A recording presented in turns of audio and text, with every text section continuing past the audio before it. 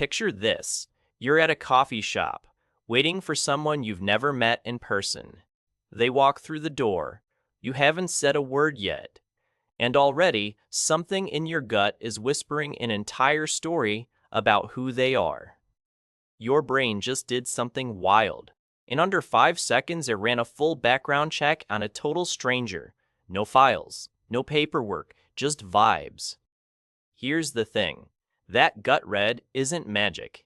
It's a very old, very fast survival system running in the background of your skull. And once you know what it's actually looking at, you can start reading almost anyone in the first 5 minutes.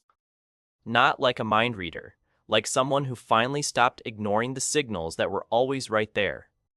Let's get into it. Your brain is basically a prediction machine wearing a person suit. Every time you meet someone new, it's not just seeing them, it's guessing them. Psychologists call this thin slicing. The idea comes from researchers Nalini M. Beatty and Robert Rosenthal, who found that people could watch tiny, silent clips of strangers, sometimes just a few seconds long, and predict things like teaching ability or personality with surprising accuracy. A few seconds, no sound, and still weirdly correct. So when you meet someone new, you're already thin slicing them. The trick is learning what your brain is actually picking up on, instead of just trusting the vague, "I get a weird feeling from them" verdict. The first thing to notice is their baseline. Everyone has one. Baseline is just how a person looks and moves when nothing unusual is happening. Their normal voice, their normal posture, their normal amount of eye contact, their resting face when no one is watching. You can't spot when something is off until you know what on looks like for them. So in the first minute, don't try to analyze. Just observe. How fast do they talk? How much do they gesture? Do they lean in or hang back? Are their shoulders loose or locked up near their ears?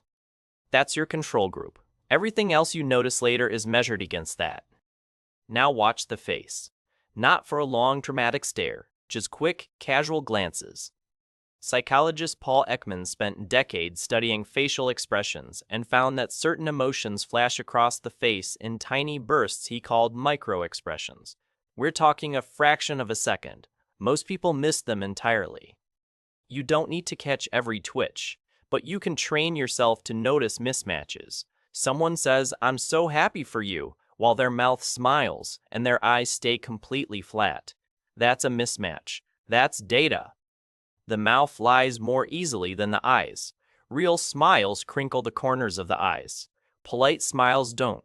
Once you see it, you can't unsee it. Next, listen to the very first thing they complain about. People reveal their inner world through what irritates them. The stranger who immediately trashes the waiter is telling you exactly how they'll talk about you when you're not in the room. This isn't about being harsh. It's about listening for patterns. Do they punch down at people with less power? Do they roll their eyes at their partner? Do they mock a friend and call it a joke? The way someone treats a waiter, a barista, or a customer service rep is one of the fastest character reads you'll ever get. It costs them nothing to be kind there.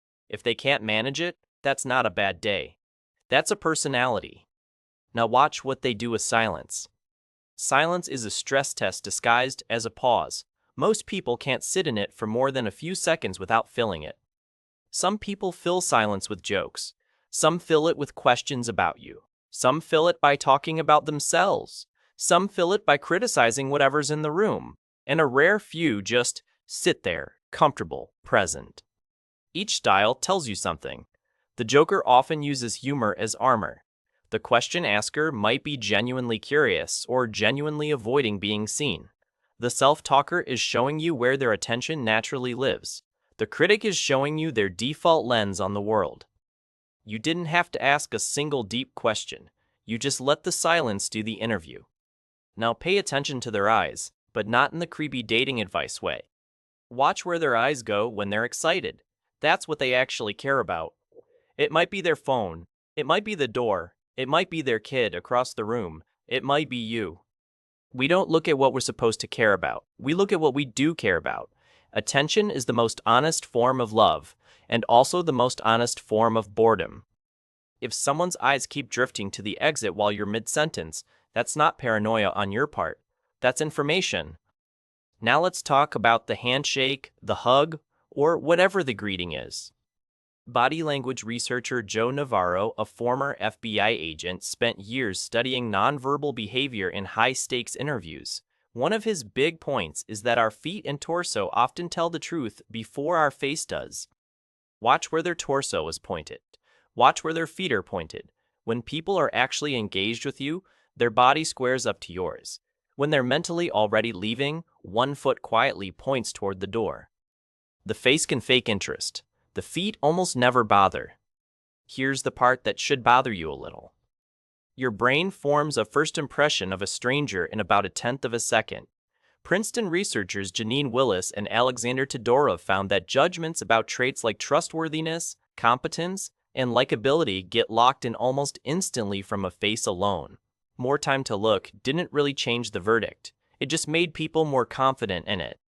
Which means the person across from you already decided things about you before you finished saying hi, and you did the same to them. So the goal isn't to somehow escape first impressions. That ship sailed the second you walked in. The goal is to become aware of them, question them, and keep collecting evidence instead of locking in a verdict. Next, listen to their pronouns. I know, sounds boring. It's not. Psychologist James Pennebaker studied the tiny function words people use, the I, we, you, they words, and found they leak a huge amount about status, honesty, and mindset. People who feel insecure or lower status often use I more than you'd expect. People trying to build connection lean on we. People who are distancing themselves from a story suddenly switch to you or they. Someone telling you about a mistake who says, you know how it is, you get tired, you make bad calls, is quietly outsourcing the mistake to a generic you. Someone who says, I got tired and I made a bad call is actually owning it. Same story, very different person. Now watch how they treat time. Not just whether they're on time. That's the easy read. Watch what they do with your time once they have it. Do they check their phone every 2 minutes? Do they cut you off mid-sentence to redirect the topic back to them? Do they ask a question and then visibly stop listening halfway through your answer? Attention is a currency. How they spend it on you in the first 5 minutes is roughly how they'll spend it on you for the rest of the relationship. Here's another underrated signal. Watch how they talk about people who aren't in the room. There's a rough psychological principle, sometimes called spontaneous trait transference. Researchers like John Skowronski found that when you describe someone else as lazy, dishonest, or kind, listeners subconsciously start associating those traits with you, the speaker. Which means when someone trashes their ex, their old boss, or their crazy friend in the first 10 minutes, your brain is quietly filing those adjectives under their name too. And weirdly, it's often right. People broadcast their own inner weather when they describe other people's storms. If everyone in their life is toxic, you might be looking at the common variable. Now watch how they react to a tiny bit of friction. Not a real conflict, just a small snag. The barista gets the order wrong. Their card doesn't scan. You disagree, gently, about a small opinion. That tiny bump is a truth serum. Their nervous system reveals itself in seconds. Do they laugh it off? Do they get quietly cold? Do they escalate? Do they blame someone? Do they freeze and go silent? You just watch them handle stress in miniature. Multiply that by 100 and you have their behavior in a real crisis. Now here's a subtle one. Watch their questions. People who ask curious, specific questions about you are usually people who see other humans as interesting worlds to explore. People who mostly ask surface questions, or none at all, are often people who see other humans as background characters in their own show. Neither is evil, but it's very useful to know which one you're dealing with before you start sharing the important stuff. A good rule: notice if they ever ask a follow-up question. Anyone can ask, "What do you do?" once. Follow-ups are where actual interest lives. Here's the part where I have to say the annoying but important thing.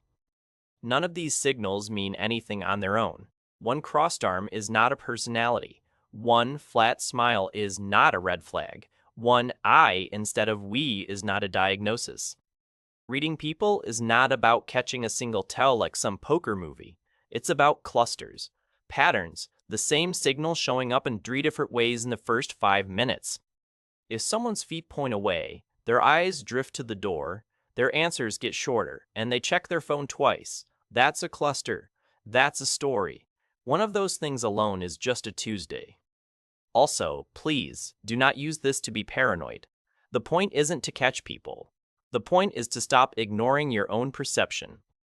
Most of us walk into rooms already talking ourselves out of what we notice. We tell ourselves we're being judgmental or overthinking or unfair. And then 3 months later we say, I had a weird feeling about them from day one. You did. You just didn't respect it. Reading people in the first 5 minutes isn't about being suspicious of strangers. It's about being honest with yourself, about the data your brain is already collecting whether you like it or not.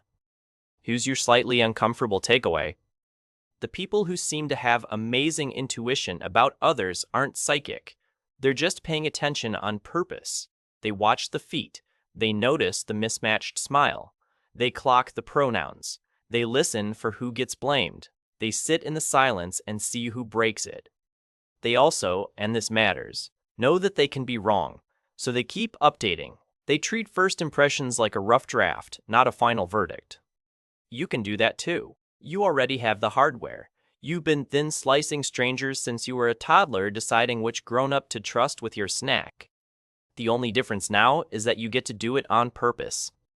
So next time you meet someone new, don't try to be a lie detector. Just be a good observer. Watch the baseline. Notice the mismatches. Listen to who they blame. Sit in the pause. And take your gut feelings seriously enough to keep watching, but humbly enough to keep checking. Because the wildest part isn't how much you can learn about someone in 5 minutes. It's how much they're showing you the whole time, hoping someone finally looks.